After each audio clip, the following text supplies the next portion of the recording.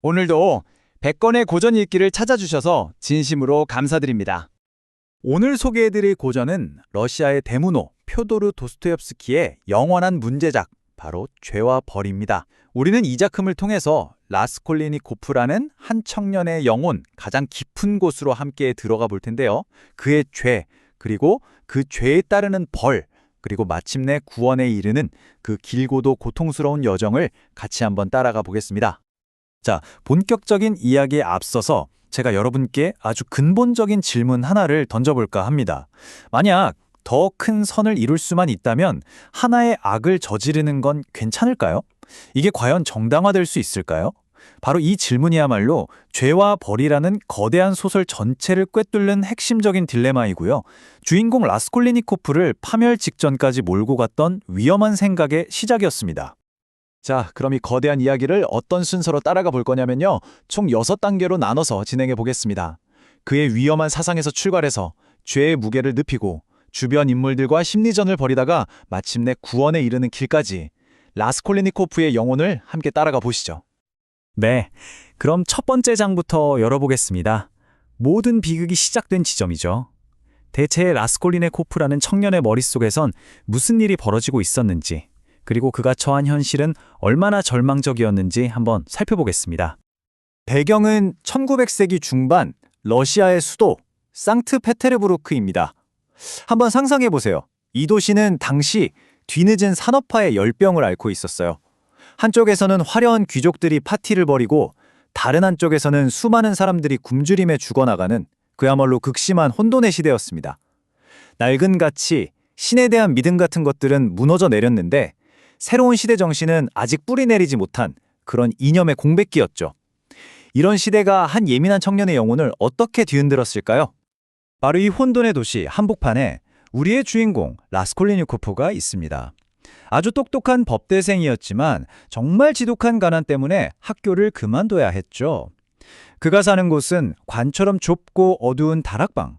그는 여기서 스스로를 세상과 단절시킨 채 나는 사회로부터 버림받았다 라는 생각에 사로잡혀 있습니다.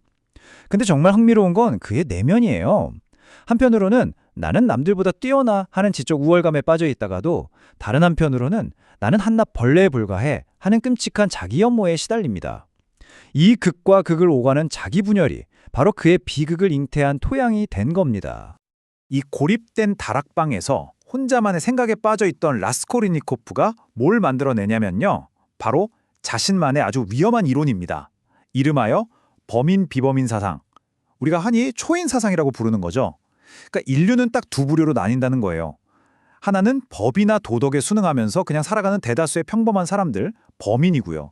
다른 하나는 새로운 시대를 열기 위해서라면 낡은 법과 도덕을 과감히 넘어설 권리를 가진 소수의 비범한 사람들, 바로 초인이라는 겁니다. 그는 나폴레옹 같은 사람을 예로 들면서 초인은 위대한 목적을 위해서라면 기존의 질서를 파괴하고 심지어 살인까지도 할 수 있다고 믿게 됩니다. 자, 여기서 문제가 시작됩니다. 이론은 이론으로 끝나야 하는데 라스콜리니코프는 이걸 현실에서 증명하고 싶었던 거죠.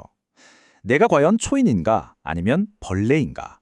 이걸 시험해보기 위해 한 명의 인간을 제물로 삼기로 합니다.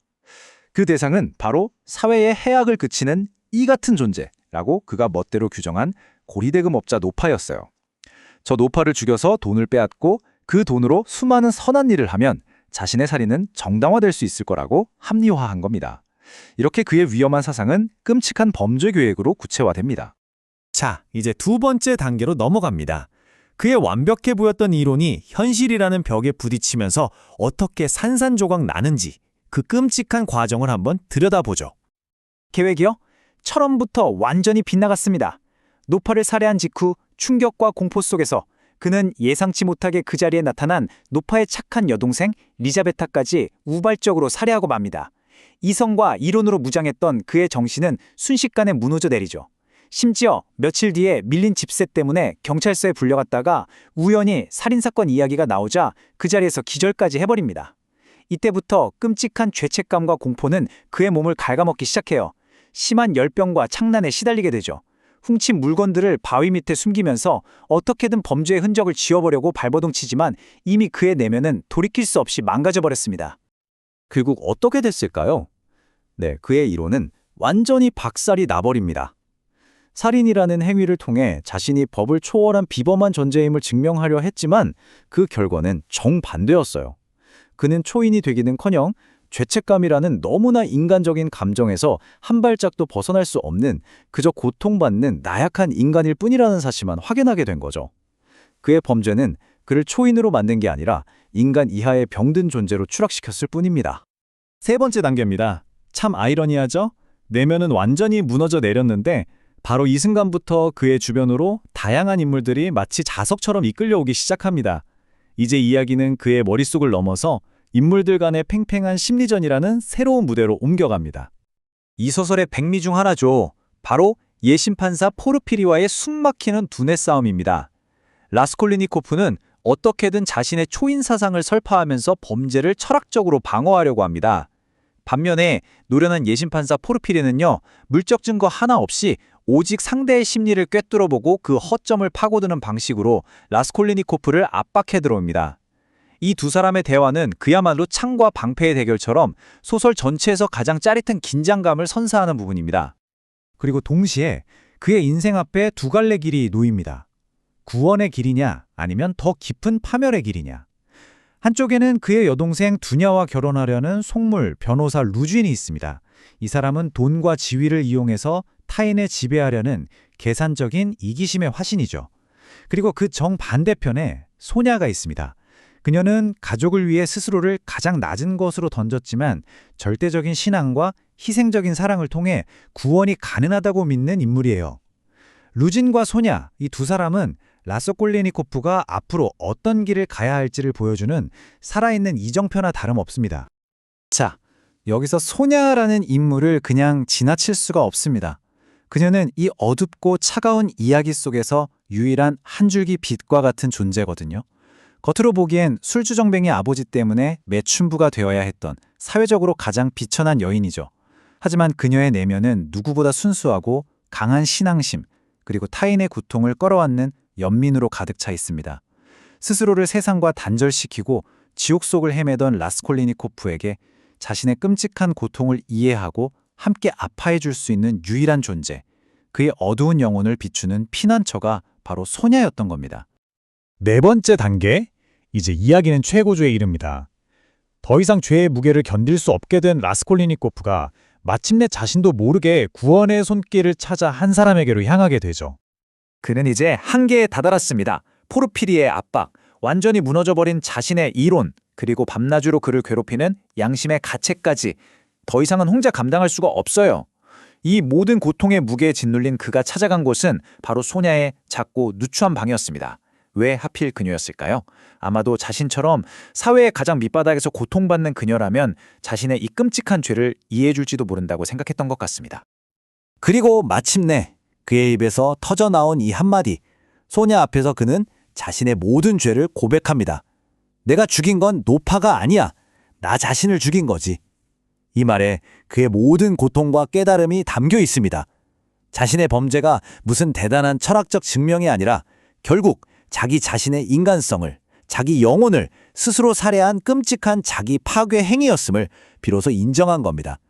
그의 초인 이루는 이 순간 완전히 파산 선고를 받은 거죠. 자, 이 끔찍한 살인 고백을 들은 소냐, 어떻게 반응했을까요? 보통 사람이라면 경악하고 비난하고 경찰에 신고했겠죠? 하지만 소냐는 달랐습니다. 그녀는 그를 심판하는 대신 그를 불쌍히 여기며 함께 울어줍니다. 그리고 그의 고통을 내가 함께 짊어지겠다며 그를 따뜻하게 끌어안아주죠. 이 위대한 연민과 희생적인 사랑의 순간만으로 라스콜리니코프의 길고 긴 고립이 끝나고 구원이 시작되는 첫걸음이었습니다. 자, 이제 다섯 번째 단계입니다. 고백 이후의 이야기, 바로 시베리아에서의 부활입니다. 라스콜리니코프는 이제 소냐의 권유에 따라 법의 심판을 받으러 갑니다. 하지만 진짜 벌과 구원은 법정이 아니라 머나먼 시베리아의 혹독한 땅에서 그를 기다리고 있었습니다. 그는 결국 경찰서에 가서 자신의 죄를 모두 자백하고 8년의 시베리아 유형을 선고받습니다. 이로써 외부적인 법적인 처벌은 내려졌죠. 하지만 이게 끝이 아니었습니다. 도스토옙스키가 말하고 싶었던 진짜 벌과 구원은 이제부터 시작이거든요. 진짜 벌은 그의 내면에서 그리고 영혼의 부활은 그 벌을 온전히 살아내는 과정 속에서만 가능한 것이었습니다. 그의 부활은 무슨 영화처럼 극적으로 일어나지 않아요. 아주 느리고 고통스러운 과정을 거치죠. 시베리아 감옥에서 처음에는 여전히 오만함을 버리지 못하고 다른 죄수들과 어울리지도 못합니다. 하지만 그를 따라 그 먼 곳까지 온 소냐의 헌신적인 사랑과 보살핌 앞에서 그의 얼어붙었던 마음이 아주 서서히 녹기 시작합니다. 그는 마침내 자신의 오만했던 이론이 얼마나 공허했는지를 진심으로 받아들이게 되고요. 고통을 통해 영혼이 정화되고 사랑을 통해 구원받는다는 것의 진짜 의미를 깨닫게 됩니다.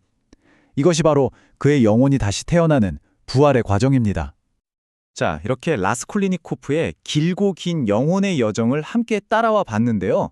그렇다면 이 위대한 고전이 150년이 훌쩍 지난 지금 우리에게 던지는 메시지는 과연 무엇일까요? 죄와 벌은 우리에게 정말 많은 지혜를 줍니다. 첫째, 머리만 있고 가슴이 없는 사상, 즉 인간에 대한 공감과 연민이 빠진 차가운 이론이 얼마나 위험하고 파괴적인지를 경고합니다. 둘째, 진짜 성장은 편안함이 아니라 고통과 희생을 기꺼이 감내하는 과정 속에서 이루어진다는 것을 보여주고요. 셋째, 스스로를 고립시킨 인간은 결국 파멸할 뿐이며 타인과의 연결, 특히 희생적인 사랑을 통해서만 구원받을 수 있음을 역설합니다. 그리고 마지막으로 가장 중요한 메시지죠.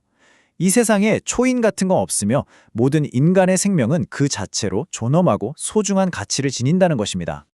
라스콜리니코프의 이야기는 어쩌면 우리 모두의 이야기일지도 모릅니다.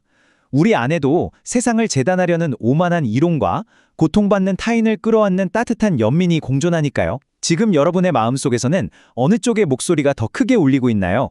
다음에도 유익한 고전으로 여러분을 찾아뵙겠습니다. 다음에 다시 만나요. 안녕!